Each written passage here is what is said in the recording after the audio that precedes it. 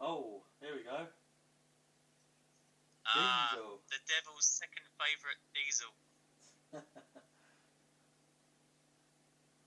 Not quite corporate, but certainly Diesel here.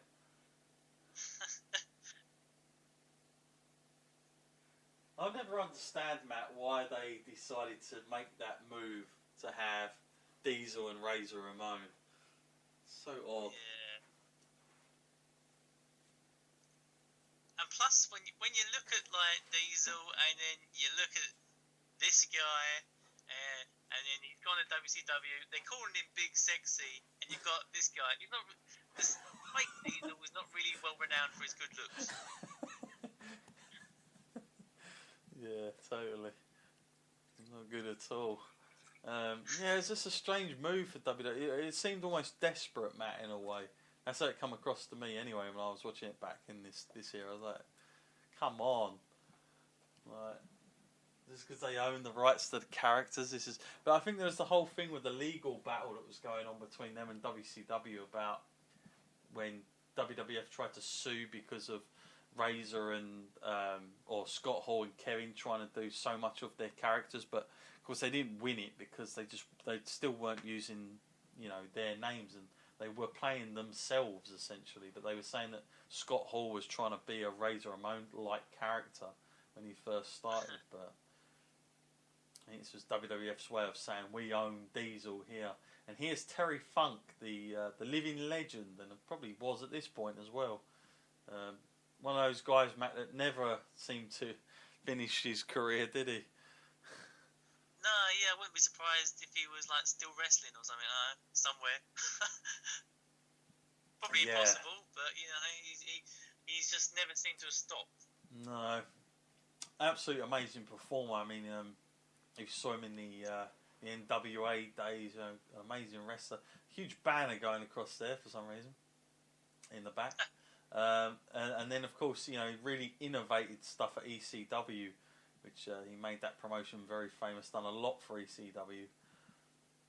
But, he was always in and around the WWF, Terry Funk. That's for sure. Definitely created a name for himself. It would be this year, Matt, that if you remember the Beyond the Mat, not Beyond the Mat, sorry, it was, what am I talking about? Beyond the Mat? That was 99. I'm trying to think. Yeah, it was this year that they filmed it in, wasn't it? Because he done the match with Brett, didn't he? Oh yeah. For his leaving match, that was supposed to be his leaving match, but then he came back anyway on that documentary. And of course, that's when Brett was the champion at the time, and WWF gave Brett up. And here's Rocky Maivia then. That's got to be Austin. The most lukewarm response to The Rock I've ever seen. Yeah, this was like Roman Reigns, Matt, in a lot of ways. Except they didn't go to full hog and try and make him win it either. Probably a smart move. A glimpse of the future here with these two guys. No doubt about that. Terry Funk still not getting eliminated.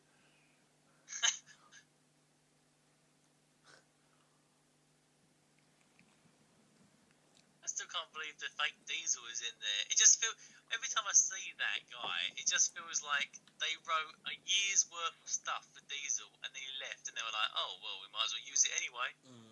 Yeah. It's even worse the fact that they came out as a tag team. It's like, what? Like all of a sudden they're the Clique. They're going to hang around with Shawn Michaels and Triple H or something, It's really odd. Well, let's see what we're up to now. We're going to be up to number 26 here. See this. Oh, it's Mankind. And Mick Foley, of course, and him, and of course Terry Funk, huge rivals in Japan, no doubt. They travelled the world together, setting themselves on fire. Well reported, of course. 10 years Terry Funk's junior, but a lot of rivalry between those two guys. Friends and, of course, huge foes. straight away he goes for Terry Funk, of course. Who'd ever know at this point, Matt, that Mankind would go on and do the things he did, I suppose. Yeah, no, I would not have been expecting it at all from that guy. You look at him and you think he just doesn't have the look of a typical, like, superstar. No. But, you know, it goes to show, I mean, he'd done that character so well in a lot of ways. And, you know, we'd seen him as Cactus Jack and all the other stuff in WCW, but this Mankind character, man, he was so eerie and strange the way he used to do the promos. He really made it his own. And then he kind of got that sort of response from the fans that people started to sort of feel sorry for the guy and started to go over that way. And then this guy had become just an absolute living legend after the Hell in a Cell match, of course. And then, you know, taking all the pain thresholds, just got so much respect. Yeah, well, what's this? It's it's Flash Funk. Oh no, this poor guy. Well, if there's ever a wrestler that had to come in and play a ridiculous thing, it's this guy. Too Cold Scorpio was an absolute legit great wrestler in ECW, but for some insane reason, the WWF machine got hold of him. And they made him do this Flash Funk gimmick, which just where the hell that came from, I don't know. Definitely not one of my favourites. But this guy could have been such a big draw if the WWF would have, you know, let him be a little bit more serious, I'd say. It's a really hideous kind of outfit as well. It's like something like the Honky Tonk Man rejected. Yeah, that's what I was thinking. Like Elvis kind of thing going on. Yeah, typical kind of thing that, you know, couldn't keep that name. So you had to go with this. I noticed that Brett and Austin are still solely working on each other. Yeah, they're not left, have they? Now we're waiting for our 28th to come in. We're almost at the end of the participants. That didn't really feel like 90 seconds to me. No. It's going quicker. And here comes Vader now then. So Vader coming out.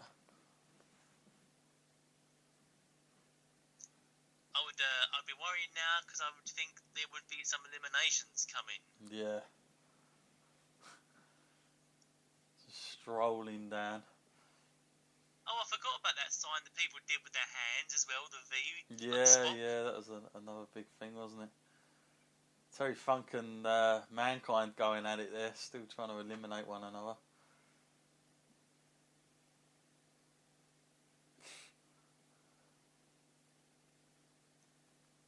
Is it going to be Flash Funk that gets the elimination, I'm guessing, possibly. Yeah. From Vader, but no. Now Austin's going after Vader. Oh, talk about running into a brick wall. Yeah.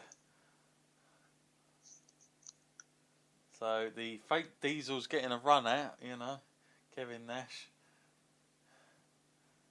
He's a legit force here, isn't he?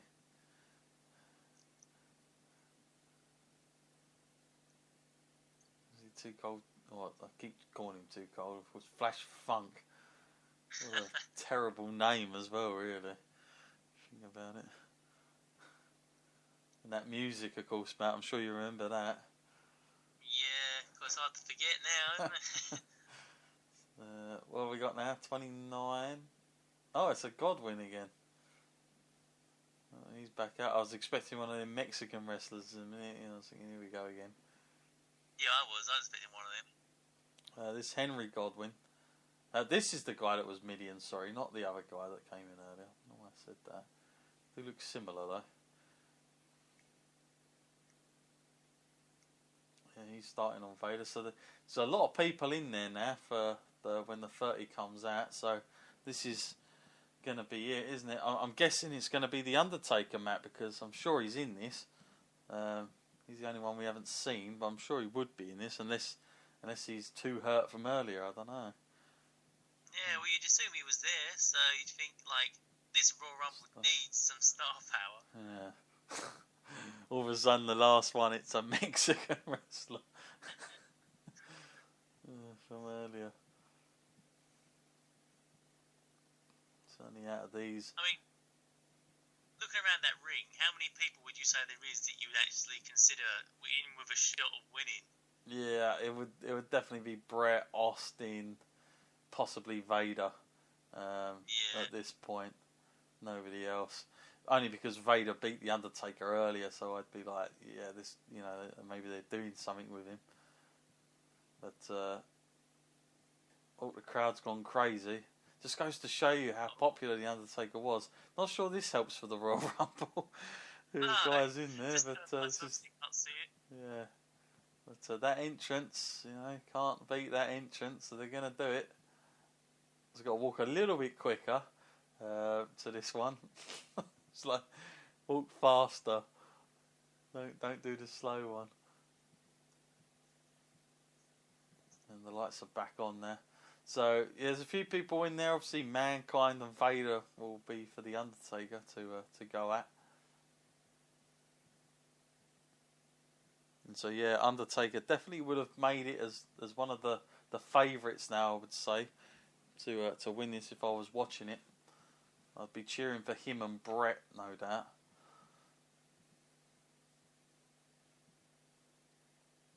It's crazy. He's going after Austin. And yeah, all 30 in now then, Matt. Seems like it's gone quite quick through to it. I was expecting like some more bigger names at the end, but they used quite a few of them at the beginning. Yeah.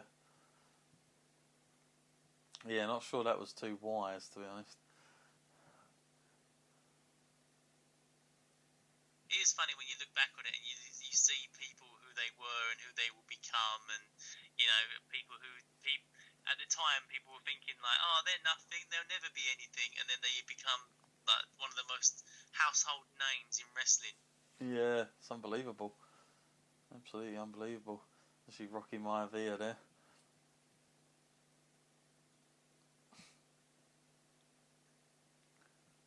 Although, master of disguise that is fake Diesel is, Undertaker couldn't even recognise his own brother. Yeah, those two will get a meet in this. What's this? Oh no, that's what you call an elimination.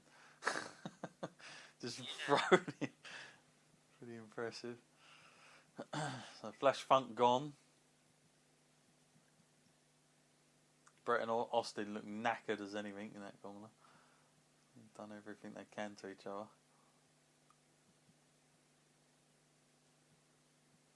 Do you find now, Matt, when we watch Royal Rumbles, that they're so well coordinated that there's no room for any sort of like spur of the moment kind of stuff, like to reaction with the fans sometimes? Yeah. It can be so I was speaking in choreographed. my mind. I was wondering what happened to the fake Razor Ramon. We'll never know. Yeah, what happened to that guy? Away. Could be working as a used car salesman somewhere, or don't know. Who knows? Have to maybe try and look that up. I'm sure someone does. So see Rocky Maivia now, trying to eliminate Brett.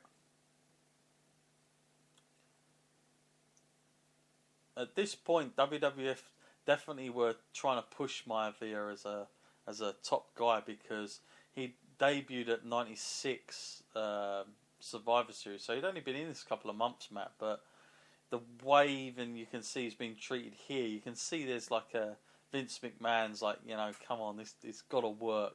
We've got to make this work.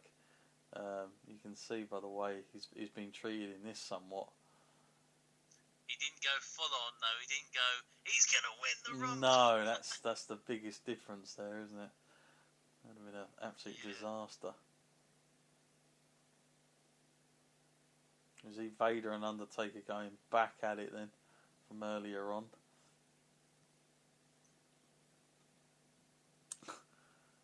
Henry Godwin's having a good time, never know. Outside favourite maybe. Henry Godwin.